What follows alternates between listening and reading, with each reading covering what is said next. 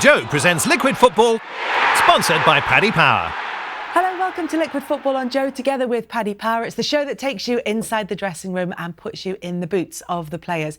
Joining me this week, Steve Sidwell, Carlton Cole and Wayne Bridge. We're going to start, because it's International Week, by talking about England. 43-game unbeaten run in qualifiers is now ended on Friday. They were beaten 2-1 by the Czech Republic. They can still qualify for Euro 2020 if they beat Bulgaria and Kosovo don't beat Montenegro in this sort of way anyway, because they've still got the Nations League as well.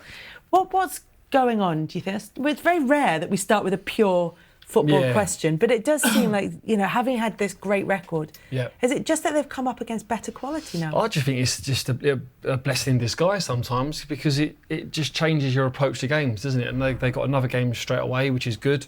You know, the record speaks for itself, doesn't it? They've not lost a game in 10 years. Was it 10 years? Yeah, 10 years. That's unbelievable. So they need different experiences. So when they get to tournaments and then they start drawing or losing, they have to adapt. So obviously, you know, it's a qualifier. They'll still qualify, won't they? They'll breeze through it. But for me, I think it's just a tiny little speed bump. And for me, it was just individuals didn't perform. It wasn't about team selection and this and that. Just individuals didn't turn up. Individuals and a team. Do you know what I mean? They look so out of shape sometimes. I think it was one of them days. You can't do it all the time. It's happened to City. Like, it happens to all teams. I think it's a wake-up call, isn't it? As you said, and it'll only make them better for the next game. Hopefully they perform tonight and do what they're supposed to do. But I think, all in all, there's nothing wrong with losing sometimes. It just kicks you back into shape. Yeah. For those players who were part of it, to come off the pitch and know, especially with England, I mean, it's more intense than any club, even the ones that have the greatest scrutiny on it, to come off the pitch and know, you know what the headlines are going to be, you know what they're going to be saying about how you performed individually. Yeah. You're just waiting for the hammer to fall, aren't you? You are. I mean, these boys will be able to say it more than me, because I've not been on the I've been hammered so much. You didn't let me finish. I've been on the international stage. I was on the bench kicks. It's different at England, isn't it? I think it's like, if you get battered in the press, then the fans are going to batter you as well. And then going through your head, well, depends what type of player you are. But every time the ball comes to you, you're thinking, oh my God, I can't miss it. Everyone's eyes are on you. But I think there's players out there that wouldn't care. They've got that much confidence that they deal with it. So I think it depends on the type of player, how you deal with that, really. But that will never go away as well. I mean, you go back to Ashley, he was getting battered, wasn't he? Frank, he had a spell when he was getting hound. I was like... But I look at them two and I think them two can deal with it. Yeah. And they did deal with it. Yeah. And I think sometimes they got stick that they didn't deserve. Yeah. But there is definitely players out there I think would struggle to deal with that. Well, look, when you look at Rob Green, when he got battered, he was like still a great goalkeeper, but he made one mistake. Remember when it went through? Yeah. And like he came back. I remember he came back from international, and he was so like upset. Do you know what I mean? And like I think the fans sometimes think that you don't care. Like, of course you care. You made a mistake on the international stage. And you know you're going to get criticised, but... It might not be as bad as being a goal, because the goal doesn't go in, but for them it's horrible. You're going to get no sympathy from all the viewers who subscribe out there. Not a chance in hell. How much you get paid? Yeah. Come on, man. I'm still human. But the thing is that, but it's a really, really good point, and one that's worth making as well, is that there is a human being in the middle of that. You're not going to go out as a robot. You're not going to put in even 90% performances every week. There is going to be a degree of variation. So then going into an England game and knowing that the scrutiny is going to be on you, knowing that, I mean, there are players who, and you've mentioned a few of them, who've been booed as soon as their name's been read out on the team sheet before the game's kicked off. You know, there are players who have that kind of relationship. So are you more aware of it? Are you aware that it's not necessarily supportive? Yeah. You've got to be thick-skinned, haven't you? To be on the international scene, you've got to be really, really thick-skinned. Yeah. If you look at Lamps, like we talked about Lamps and Ash, they've had so much stick before. I think those type of players, they deal with it well, like I said. But I think if I was under as much as they were under, I don't know how I would have coped with it, to be honest. I've not had it, but I really don't know. Well, like someone like Ash, like he was getting battered for non-related stuff, like football stuff that was for his private life. And then you look at it and you think, it's a bit harsh, you know what I mean? You're getting booed because of your private life. It's nothing to do with the fans, really. As long as you're playing good football, that's all that matters, and you're paying for your country. And look, it was also a little bit when he said he nearly swerved off the road when he was only getting whatever it was a week. Well, and as well, like obviously he left Arsenal to go Chelsea. That was, and he started calling him Cashley and all that. Yeah. But if these fans were in those positions, what decision would they make? Do you know what I mean? Because either way, you're going to get scrutinised. It's been hyped up a little bit more, isn't it? Because they're not performing well club level. A lot of them. You say probably the majority of the squad are not really performing at their full potential at the moment. So when that happens, it's nice to get away, get out of that environment, get into international scenes, St George's Park, and travel away. Obviously, it's sort of continued, isn't it? But yeah, listen, they're good players. They'll get out of the system, won't they, in this next game, and then 100%. Back on course before you know it's forgotten about. James Maddison withdrew from the squad because of illness. The FA are saying that they've released him from the squad because of illness. But it doesn't look good if you're seen in a casino on the night of the England game. It's funny, though. Funny. He's got good banter. He's got something good banter to talk about. Yeah, it's not good. Well, for me, listen, I've said my feelings on this before. Like, if you go away from the England camp and you're ill, stay ill. Don't be going out. You're ill, mate. You're ill. Stay ill. You are ill. No, yeah, all right. But take some medicine. Don't go take a hit on the. Can you be, in his defence, trying to be balanced it? Can you be too ill to play for England and well enough to go to a casino? Oh, mate.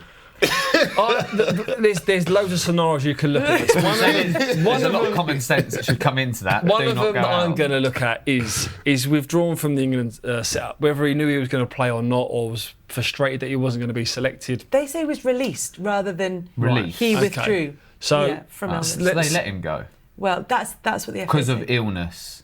So it might be a case where, and we've all probably had this before, where if you're not selected for a game or you're not involved or you're injured, sometimes you don't want to watch the game. Sometimes you're like, do you know what? I need to get a bit of you did clear that my for head. about half a season. I like playing the game. You need to clear your head. You need a bit of headspace. You're like, do you know what? The England game is going to be scattered across all the TVs. I'm just going to go out. Not go out as in go to a bar or pub, but just go somewhere I can just be myself for a bit. And whether that's a casino or a library, as other people have compared it to. I've got a question. What kind of illness are we talking here, though? Like, well, he's either had the shits and he's took some ammonia and he's out.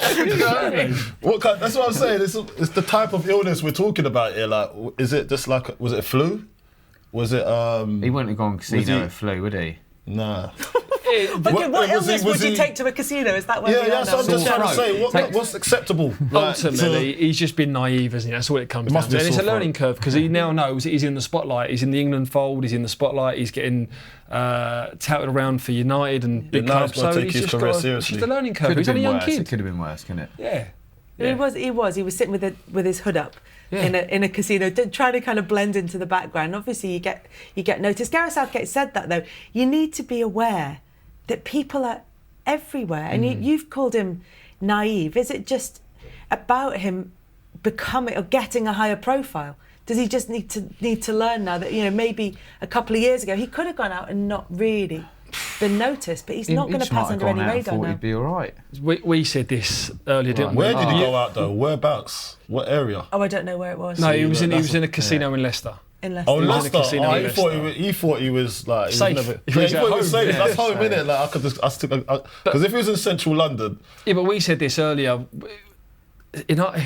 In some ways, you wouldn't want to be a footballer now, or in that social media, that high profile spotlight, because you can't live your life. It gets worse every year and year, I think. Yeah, but it comes hand in hand. But the story with him missing England for an illness reminds me of one that I had with when I was at Aston Villa, where John Carew was spotted in a strip club on a Friday night at about 2:00 in the morning. Obviously, the day of the game. So day of the game. Well, we had a game on the Saturday. And what Martin O'Neill used to do was he never said the squad, so everyone, the team. So everyone would have to turn up on a Saturday, and then he'll say the team and the subs. Normally, it was same team, same subs. So John was obviously always either going to be starting or on the bench, so he's always going to be involved, never out the squad. And then he was out in Broad Street, of all places as well, in the strip club in Broad Street in Birmingham. Well, he was relieving some tension, wasn't he? With the fans. He was relieving some tension. He might not have been drinking. Yeah, because he doesn't get told that if he's starting or not, so he just wanted to take his mind off Yeah, things. but come on. I know, Jermaine Pennant. That's another one. He was up against me. He scored a hat-trick and he went out the night before. Like, he was even talking to me, like, what time he got in and stuff. And it was just like, he went and scored a hat-trick. So basically, someone who had a really bad hangover and had been out till all hours the night before played against you and scored a hat-trick. He actually played up against me. But luckily, he never went round me and scored it. It was like over the other side somewhere, I think. I was out with him the night before. Was you with him the night before? Yeah, the night before. Well, before Southampton when he scored a hat-trick? Yeah, it was all out. Me, him, John Fortune, Paolo Vinazzo, all of us. We got hammered that day as well, and we all stayed in. They got hammered the night before? We should have all gone out. You should have got a Pennant. So you're playing with a hangover? Oh, well, me. I didn't have a game. He had the game. But have you done it, though? I think he was touch and go of being in the squad, and he got called up because there was an injury, so he had to go. And then, but when he found out that he had to go, I don't think he took it seriously enough, and he kept on going on. Like, still drinking. He's like, yeah, I'll be fine. Because once you've had a few, you think, I'll sort that out in the morning. Yeah. On a serious note, to all young listeners and subscribers that are listening to this, we don't advocate about going out a night before a game. Do not do it. Strippers or into casinos. Too much social media around now. But the John coming with the strip club thing, what happened when they spotted him? Yeah, they were all singing songs, I think. What was the song? There was a song after that. Yeah, but they were singing his song. They brought a song up. Yeah, I think they were singing his song in the strip club. I don't know whether it was the dancers or not. Oh my God! The punters were in there singing his song. As long as it wasn't the strippers. Yeah, well, that would be a picture. Wow. Great lad, John. But playing football with a hangover, have you done it? Done it once. Not on a professional level, I don't think. Done it once. Have you? Yeah, just once. Can you remember? Might save it from a book. Oh, go on. No, it's not actually. But literally, I just a match. When Ash went to Chelsea, I was like sat on the bench a lot, and if I wasn't on the bench, I was just sat in the stand. I was with you. I remember. Is this another Monday club? But Ash actually knew that I had gone out. By the way, it's only the once. And so Ash started, so I wasn't playing, everything was perfect. I was like, I could just sit there. And then he come off after God knows how many minutes against Sunderland, and I came on. It was like 6, 10, 12 minutes early on, and I had to come on. But Ash knew I was out, and he was laughing at me as I shook his hand on the way to the pitch. But I actually played quite well. I played well. How did you feel, though? Well, I was kind of on edge. Machine. But listen, I played well. Do you know what it is? I played well. I think, luckily, it was my 20s, not my 30s. I think what happens is, like, because you know you've been naughty, yeah? You actually focus more on not making a mistake, which actually ups your game. Yeah. Do you know what I mean? But you shouldn't do it. Listen. We're not condoning it, but we're not saying condoning it. Kids, look at me. Yeah. Look at me, kids. Yeah. We're not condoning it. Don't use his example. What, you're worse than me? What are you on about? I know about you. Don't start digging me. Oh, mate, don't go. He's not a model pro, yeah? He was saying how good I was the other week. So he was saying how good a pro I am. Work hard, play hard. He's throwing stones in glass houses. Do not listen to this man. I like walking on a tightrope. So go on then. You're a saint and you have no stories along that line? No. Were you about to say I've got loads? No, I've got... You could just say you didn't mean what you said about me. I've never played a match hungover. Right. Never played a match hungover, but I have trained hungover. Yeah. Definitely. I think a lot of players. Look, when we go I'd say near enough everyone. Yeah. I haven't played a match though, so yeah. I have been a model pro. Yeah.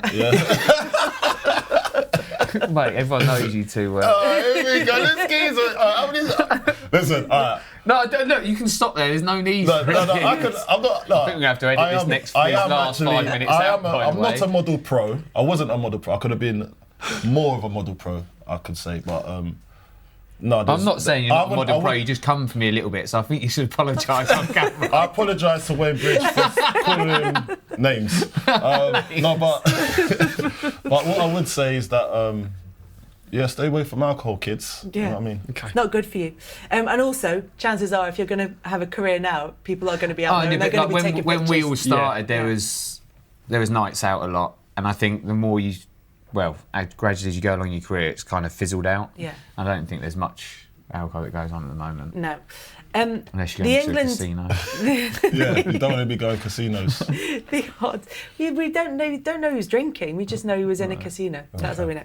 Paddy Power later starts for Euro 2020 winner. France 7-2, England 9-2, Belgium 6-1, Germany 7-1, and Spain 15-2.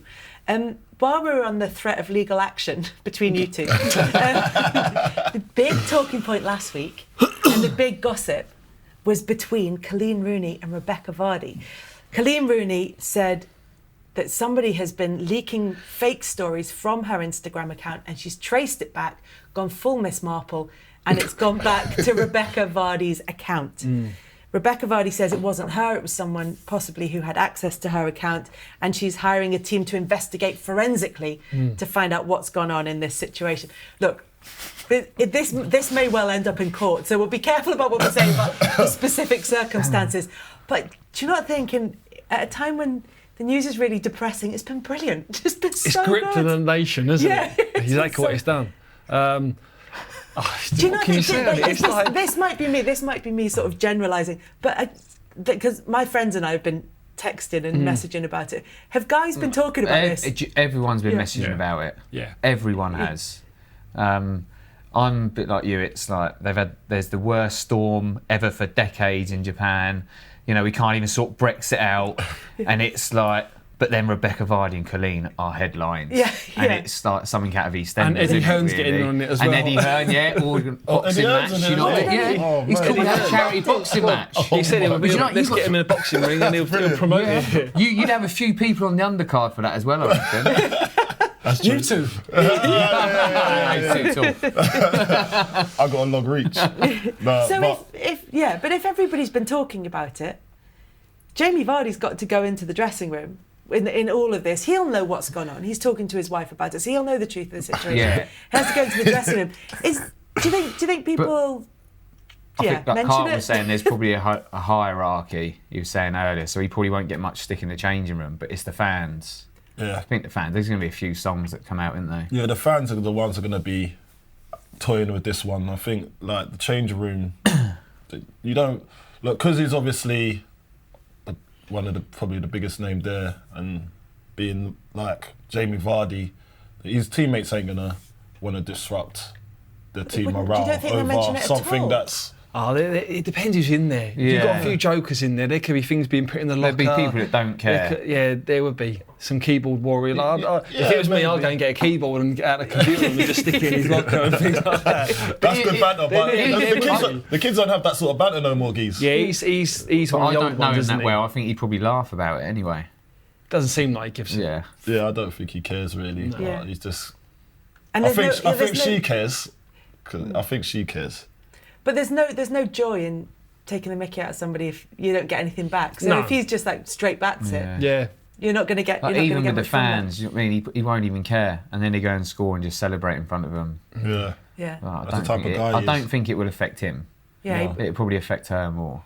When you start seeing someone, is that something that they are going to have a presence just by dint of the fact that they're associated with someone who has a high profile, even if they have a high profile of their own before that? Do you have to start thinking about, I mean, even from Coleen Rooney's perspective, the fact that she's had to go through her Instagram, her private Instagram, and block people on that in order to find out somebody who's been selling stories on her, who's on her private Instagram. I mean, the trust levels, it must be really hard to trust somebody when you're that famous and that well known. Well, I think if you spoke to every footballer, the majority of them would come out and say they'll be able to count on probably on one hand their close friends and who they can really trust. And I think that, again, is that what we spoke earlier about being in the spotlight, knowing what you can tell people, knowing what you can't tell people.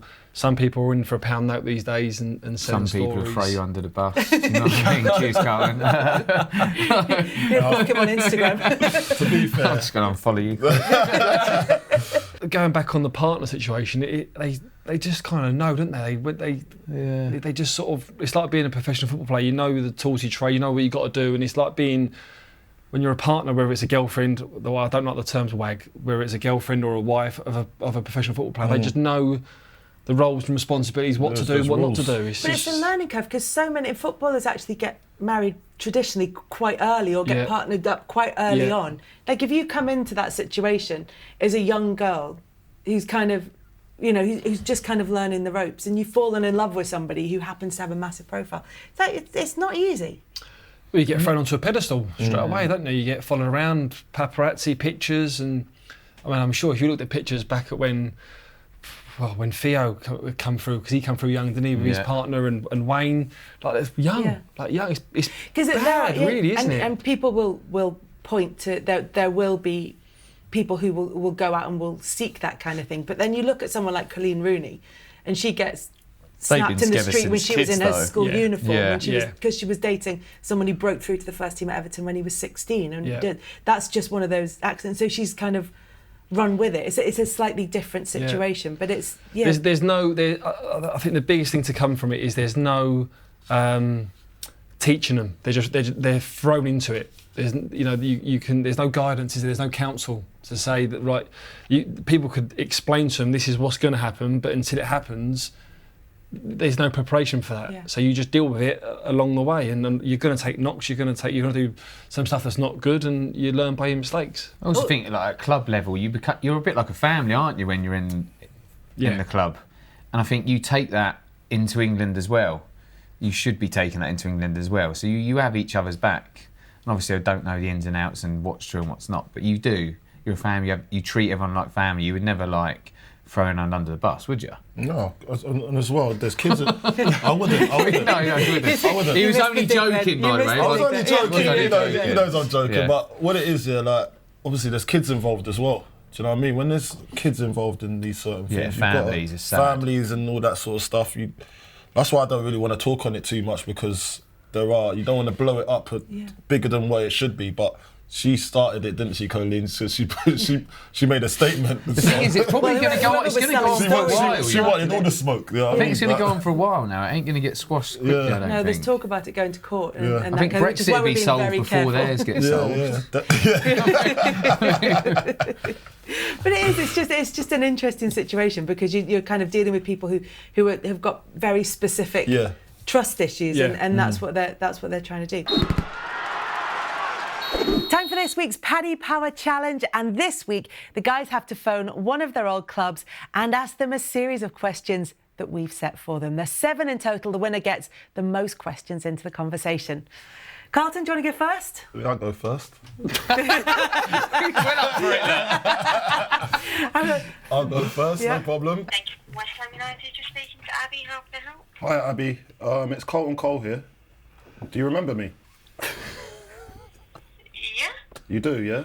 Okay. Yeah, I do. Oh, okay, that's good. I think I might have left my shin pads over there. I'm not sure, but it's really bugging me at the moment. Could you have a check for me? Whereabouts did you leave them? I don't know. It might be in the offices. I'm not really sure.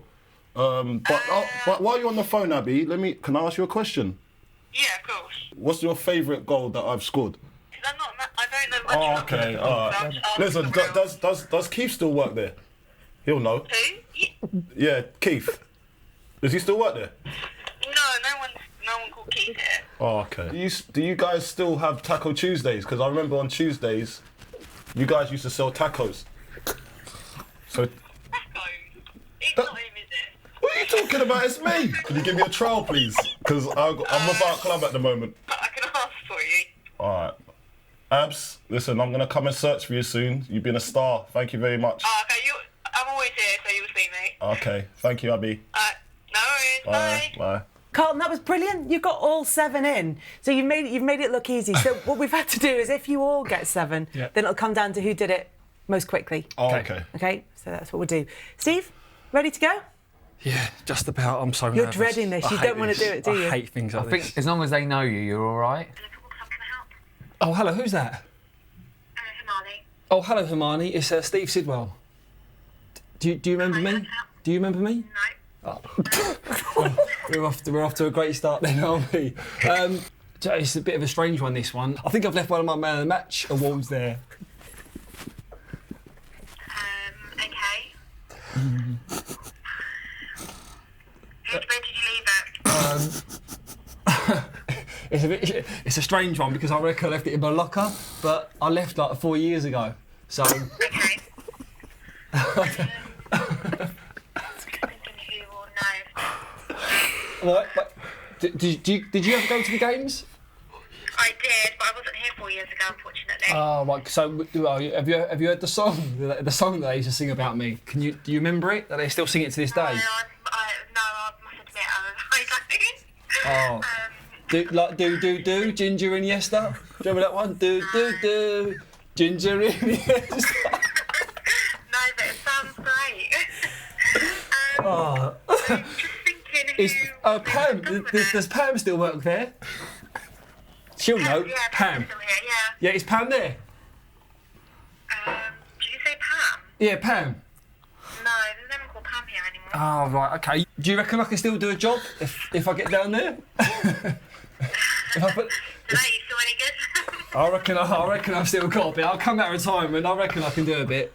Yeah, well, hopefully we'll go up automatically this year. Well, could you get me a trial then? Is that all right if you speak to Scott Parker? Yeah, no worries. Come down. Lovely. All right. Thanks ever so much for your help. Yeah. All right then. Appreciate it. Bye. Love you. Bye. Can you just say what I thought he said? Love you, bye. Love me, bye. My hands are sweaty. Good afternoon, Southampton Football Club. How can I help? Hi, who's that? Angela. Hi, Angela. It's Wayne Bridge. Do you remember me? I do. Oh, yes. Yeah, It's been a while, isn't it? How can I help? Basically, I was down there last week at an event, and I think I've left my shower gel down there in the shower with my wash bag. I'd wonder if it's been handed in. Right, okay. I'm currently not down on that reception, so what I'll need to do is check when I finish covering and see if we've got anything down there. Also, a quick one. Someone was asking, do you know if they still sell my shirt in the club shop? Do you reckon you'd be able to... I need to be put through to someone else to ask that. What do you think? Yeah, I don't think that we do, but I can maybe speak to Phil. Does Phil still work there? Phil who? Phil Jones? Not No, a name that I'm not you know familiar of. with, so probably not. Do you know what I remember you lot used to have on Fridays? Oh my God, the best fajitas ever. But you know, the fiery fajita Fridays. Do you still have that down there? You do, don't you? You're laughing. I know you do. I'm coming down Friday. We do have Naughty Fridays, it's not always for Oh, I'm definitely down if it's Naughty Fridays. Okay. Do any of the players talk about me still? Oh, I don't know, because I don't actually have to work match days anymore, so I'm lucky enough to have got it. off. So, All right. Do you know, I'd love to come back for a trial, but I don't think my legs could do it anymore. But I'd love a trial in the office or something, maybe a receptionist if I could get a trial. What do you think? do you want to give me your telephone number so I can give you a call back? if Hold I've on, got wait, your I've got to phone? go. I'm going to call you back in 1 sec. I'll literally be 5 minutes. Sorry. Wait. Okay, no worries. Bye. Oh, mate, I'm going to have to call that back. So you both, or you all, got all 7 questions in. Eventually. So, but you were on the phone for the least amount of time, which, given how much you didn't want to do it, is understandable. Yeah. But you got your questions in, Wayne, quicker. So I actually you're the enjoyed winner. it more than I thought. Actually. I do want to call her back though and say sorry. It was very tactful. Yours sounded like quite natural. Yeah. Like really You're like a good a liar, normal geez. conversation. You're a good liar.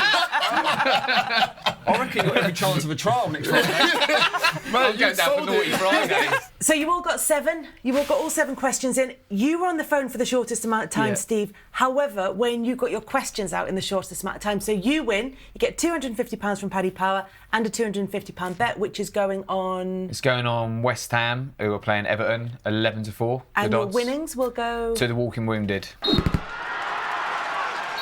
This is Liquid Football on Joe, together with Paddy Power. I'm Kelly Cates, alongside me Steve Sidwell, Carlton Cole and Wayne Bridge. If you like what you see and hear, then please leave a nice review on iTunes or on YouTube. Now here's psychologist and former NBA player John Amici on news of Joe's new show. My day job is helping businesses thrive through disruption. This show is not about business, it's about people who go from nothing, a seed of an idea, something that everybody thinks is completely impossible, and build it into this massive business. There are 1,000 different ways to be a huge success. One of the most interesting things that we're learning is that how people are failing is almost as important as how they succeed. In fact, it's integral. It's business. Pioneers is having really honest conversations with people, talking about their business, their objectives, their purpose, whether they're just out to make a ton of money and then quit, or whether they really want to change the world. Pioneers on Joe. Listen to it, download it, watch it. I had nothing profound to say. You've been watching Pioneers, together with Open Money. Manage it, save it, invest it. Episode 3 of Pioneers with John Amici is available from Thursday. This week, he talks to Simon Mottram, who's the owner of cycling brand Rapha, about why he started it, about working with Team Sky, and about why he lets his staff go out cycling every Wednesday morning. You can watch it on YouTube or download it from your usual podcast provider. And remember to check out Joe's other shows, TKO with Carl Frampton and House of Rugby with James Haskell. Former Celtic star Henrik Larsson and ex-Liverpool forward Dirk Kuyt are in line to take charge at League One Southend United. Larsson's watched them twice this season, so not in-depth knowledge, but twice. Club chairman Ron Martin revealed on Friday an appointment is close to being made. Does it seem, well, it's certainly going to be interesting. Do you think it's the right move? Time will tell. I mean, you can never say no, you can never say yes, but... It feels like an experiment, doesn't it? Yeah, I mean, listen, brilliant for the club. It'll get, no doubt, people through the turnstiles and a good profile, but doesn't always necessarily mean that they're going to be a good manager, is it? Or I don't know what division they're in. I don't know when Gus went to Brighton, but I think he took them from lower divisions, didn't he? Yeah. And he had Championship, Yeah, he had some. Was it Championship? He got? Was it year? No. Did he get promoted from League One? He got promoted from League One. He did, yeah. And I always thought, no disrespect to the players, but he had some like average players like playing really good football. Yeah. So I don't see it. I think it'd be Chris could be Williams good. talked about it and said, is it a stunt? I don't understand it. There's good coaches around. You look at the managers that are out of work, like Neil Harris, Sol Campbell, he talked about, who kept Macclesfield in the league. I mean, just because they're an ex-player and a really talented ex-player doesn't mean they're not going to be a good manager. Also doesn't mean that they're not going to be a bad manager either. You can't tell either way. The mad thing about it is they'll get judged straight away, won't they? Like within literally the first week with the lads. Other players would call them and they'll go, "What's it been like?" And they'll go, "Oh, geez, it's terrible." Or "Will it be training's horrendous?" Or "He can't talk to you. He doesn't the one-on-ones." Or it'd be like, "It's unbelievable. Honestly, you should see what we're doing. We're playing this. We're doing this." But you'll have mixed reviews because some players would be left out. Do you know what I mean? Yeah. So. You've all played under ex-players, haven't you? Yeah. Yeah, I suppose. Well, Mark Hughes. Mark Hughes, he definitely counts. A few older ones, isn't I? Martin O'Neill, Martin Yole, I suppose, to European an Cup extent. winner. Yeah. Steve Coppell, Alan Pardew. Yeah. You've had a few. No, what I was thinking was more recent. Yeah. Because them ones couldn't join in training. Like because these ones you got here, them later on in their managerial careers. I mean, I've seen images of Frank three Lampard. managers join in with me: Glenn Hoddle, Strachan, Gus Poyet. Yeah. And their ability was amazing. What was it like in training then? That's brilliant. Gordon Strachan was just brilliant. One touch, like still quite nippy. Gus Poyet, he just loved joining in and like don't mind leaving a bit on people sometimes. He wouldn't injure a player. Injure his own player. I always thought he was a dirty player, but no, he was good. Tanner used to join in. They're both quite dirty players, but Glenn Hoddle outside of the boot all the time. And there was definitely a few players that wanted to smash him as well. Really? The ones that I weren't in remember the Chris team. Marsden, No, Chris Marsden was all in the team, but he always just want to leave a bit on him. But that's the type of player he was. But what would that achieve? He'd just be happy with himself. I think that's just Chris Marsden. Stamping authority on it. Imagine smashing the gaffer and seeing him in the treatment room after with lights back on his He loved it. Gordon Strachan was brilliant though, and he must have gone for a few players. He got on well with everyone, to be honest, but there's one time he absolutely battered Rory Delap. He used to get in a circle. You remember, so there's two in the middle. Yeah. And he was like, Rory, get a few cones and a ball. Take him home, get your friends home and practice, because you are fucking... He could ruin people. Well, Rory. And in the change room at half-time, he was a nightmare. But I loved seeing it. Gus, then all that, so much ability. You had Zola. Yeah, I had Zola. Oh, mate. So he used to join in. And then, we was doing it right in the league. I think it was 10th or something like that. And he'd join in, and I was like, this guy's unreal. Like, obviously, I'd played with him before, but I was just so happy that the other guys could see that how good he was, because he was just chopping people up for fun.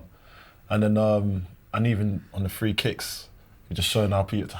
It's like, this is how it's done. Technique. And then you'll show the person, and it's just putting it top bins. So I think it was Craig Bellamy had to go in to him, like, into the office and say, listen, Gaffer, you can't train with us. Well, you're showing people up? Because the morale of the team, He should have been playing manager, really, shouldn't he? Because I'm there, I'm thinking, I should be able to do that. Yeah, I'm a striker. I can't do it.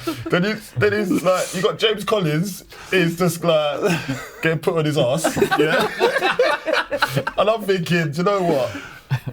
Why are you doing this to us? Like, and so he's had to go in and say, listen, you can't train with us anymore, because it's getting to the point where the team's morale is going low. So we need you just to manage and just do it that way.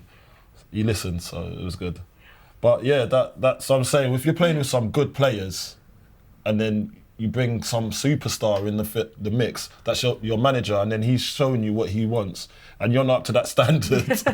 But he's patient though. Did he try to explain kind of what it was that he was doing? Is it just that it was instinctive, so it was hard to teach? All right, so basically there's another story, right? So we just had a record sign in Savio. Yeah, that he signed. I think it was for 9 million or whatever it was at the time, and he was a young player from Germany, and we was doing a crossing and finishing session, right?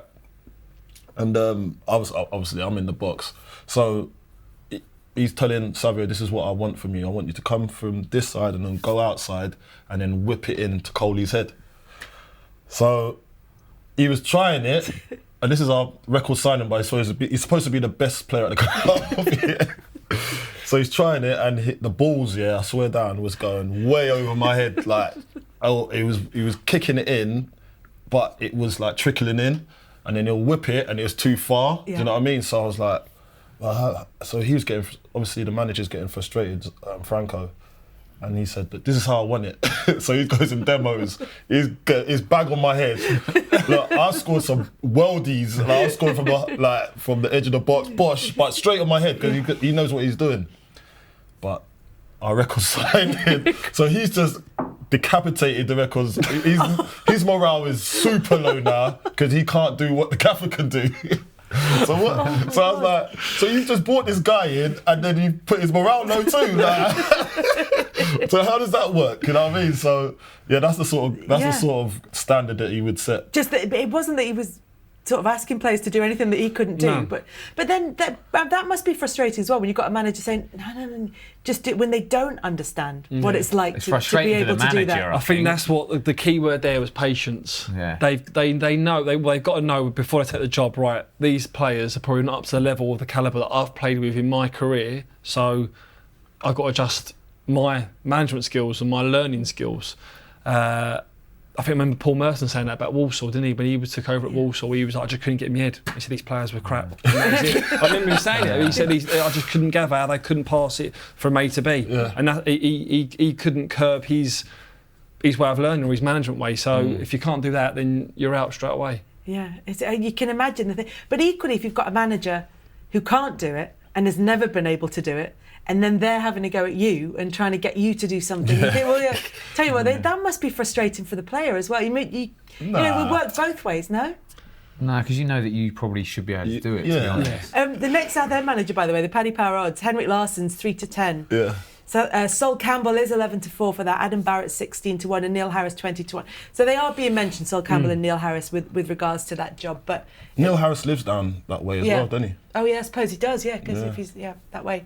I don't know why I know that. I'm not sure. He is Millwall, isn't he? I was going to say, if he is Millwall, you'd assume he was near enough. He was going to be near that way. Now, here at Liquid Football, we're very excited because we're going to host a live event. It's going to take place in Liverpool. It's on Thursday, the 7th of November, ahead of the Liverpool-Man City game that weekend. More details are going to follow in the next few days, but sign up to the Liquid Football Facebook group and you will be the first to know about the ticket details. Moving on and changing the subject completely, did you see what Italy wore for their Euro 2020 qualifier for the win over Greece? So instead of wearing the all blue, they wore this all green thing. It's Dark a Renaissance kit. Dark green, and it's meant to be based on a jersey that the youth team wore in 1954 when they beat Argentina. But it's about the young players now in this Italy team. But Italy in green, I mean, you have to have an away kit, but Italy in green, that's not right, is it? Well, the home kit's never really changed. You know the colours of a home kit, and they're always quite similar, whether it's going to be stripes or what. But the away kit was always a nervous one for me. I've had a few bad, but Chelsea was about with the luminous yellow one. Oh, so I didn't think it's that bad. Yeah, I looked like a traffic light. I was like, that was terrible. No, I know what you mean. Do you know what? I had an orange one as well at Fulham, third kit, orange. I looked like one big fish finger. I don't remember any Best line ever. Let's look horrendous. Big traffic cone. I don't think I've had a bad kit. It was training kit. Is that when I went to West Ham? Although you said the kit was bad. Was it by Is it Macron? Macron. Mate, the kit was so bad. we was with them for January we was with them for 2 years, mate. Imagine. T-shirts like crop tops, didn't they? Belly button was hanging out. One wash, it just shrunk. It was really bad. It was really bad times for us. Well, because it looked horrible, but because it washed badly. Yeah, really bad. Just really bad material, the fit. But when we're talking about like Man United, they had the grey Saints, Yeah. And they changed it, didn't they? Changed it. Blending in with the crowd for the rest, mate. The thing is with the kits, what fans know, I don't know, but we never know until literally we turn up for pre-season. Yeah. So obviously the club don't have a say in it. So you don't get a preview of the kits. You find out when. No, you do. No, you don't really. You might find out. You don't get a say in what's going on. No, you don't get a say. At some of the big clubs, I remember being at Chelsea, they wore next season's shirt. I think one of the last games of the season. Yeah. And then you've had the photo shoots and things, won't you? But the photo shoots was always done well into the transfer window because obviously new signings. And you only found out basically when you come to do all the media stuff with the kits on. Yeah. And it was like, this kit's horrendous. How bad's this? I was one of them. I was so busy in it. I was always the ones. So you found out before? I used to find out before, innit? So I was like, what's the kit saying, geez? Like, to the kit man. Just want to look good, that's what it. And then that's because you had 5-year deals with me, so you was always there. You was always all right. I always had a year or a year or 2 years. Okay. Yeah, I was kind of embedded at West Ham. So I used to get the sneak previews, and we used to actually model it before as well. Do you know what I mean? New signing or no new signing, I was. But is it that simple? But you literally asked the kit man what the kit's going to be. I mean, it sort of makes sense, but you'd think it was a decision that was taken higher up in the marketing department. I seem to think, I don't know if I'm right, I remember at Southampton, I'm sure they used to do competitions, people used to design designs in.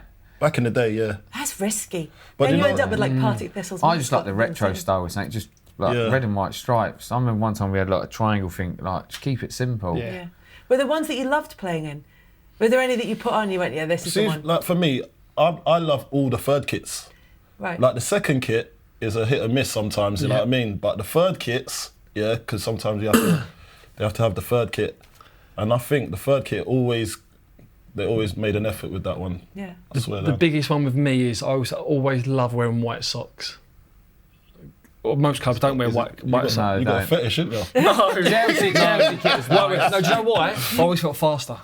Oh, I always really? felt like wear white boots makes your feet look I quicker. always felt like white socks or white boots. Literally, I'd be like 2 yards faster. Do you see my hip? I never was. Honestly, white I was makes probably you 3 look yards. I was probably 3 yards slower, but definitely felt faster. $1,000,000%. What is this? White I didn't get the memo. The white boots make you feel Yeah, because it's like a bit of a blur rather than black. Yeah, honestly. More of a blur going on. Have you got a hierarchy of colours of boots? No, I then? haven't, to be honest. Wow. My first white pair I was like, oh my God, I can't believe I'm braving it. Because I was a left back and I wore black pubic kits all my life. When I went white, I was like, I feel like I'm under pressure now. You got to live up. You got to live up to expectations. Did you feel like you had to get to a certain level before you could kind of break out the white boots? because they send you them. You ain't got no choice. Because like, I think I always had a choice. I didn't. No. I liked them. I just now wasn't you brave don't. enough to wear them. No, you don't. No, you don't. I remember the last few years of my career when I was with Adidas, you got sent through boots and you had to wear them Yeah, you that have to wear colour. them. And obviously now, especially when it starts getting near to Euros and the World Cups, it's Yeah, 'cause you have to luminous do green. campaign. It's Yeah. like Guess. it's like this basically: greens, luminous blues, oranges. They And wanna if they stick bring a out. new boot out, you've got to wear them because they want to sell them. Yeah. Yeah, they want to stick out. What if you can't get? Or does it make that much difference? Like, there's some boots you I think find for a harder left to play back like in, me, or- I don't think it mattered. But for like people like Ronaldo, Aguero, But then and all that, there I was think- players back in the day that was wearing black boots that would love to wear, for instance, Nike, but they were sponsored by Adidas, and they'll take Yeah, the they'll black Nike, it up, they'll yeah. stitch the Nike sign off the thingy, and then like white Because it's a marker, better fit. 3 stripes down the Yeah, side. because it's a better fit. Yeah. Because it fits. Because Yeah. sometimes, like I was wearing F50s back in the day, the Adidas F50s, and they were a bit too narrow for my foot. Right. But I had to wear them because I was contracted and I was getting paid. So I was like, how am I going to make this work? Mate, don't You know what talk I mean? yourself into a lawsuit here, all right? I'm just warning No, you. but I wore them, but my toes ain't in the best shape at the moment. You know what I mean? That's why when I'm on the beach, I keep my socks on. I've got corns galore. Bunyan kindies. Walking down the beach in socks and flip-flops. Yeah, it's all the boots that I've been like the boots that the out of shape boots I'm supposed to be wearing, but yeah, I got paid though, so it don't matter. If anybody does have any pictures of Carlton in his socks at the beach, they'd be really grateful to be seen by everyone here. That is it for the Liquid Football this week from Joe, together with Paddy Power. Thanks very much to Steve, to Carlton and to Wayne for joining us. Liquid Football will return next week. Remember, if you want to leave us a nice review, you can do that either at iTunes or at YouTube. Love you, bye.